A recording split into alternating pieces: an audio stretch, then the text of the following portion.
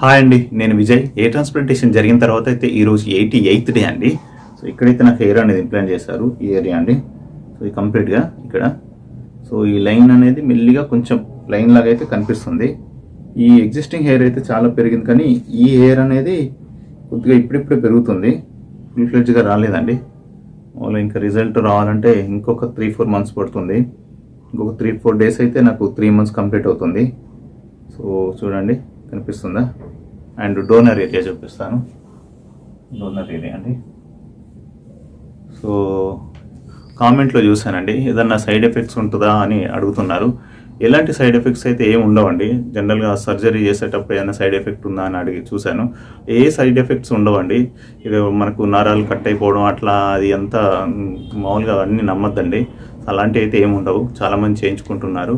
So ఇప్పటివరకు తింటే అండి, మళ్ళీ నెక్స్ట్ వీడియోతో కలుద్దాం. Thank you all and thank you జాన్వర్ సార్.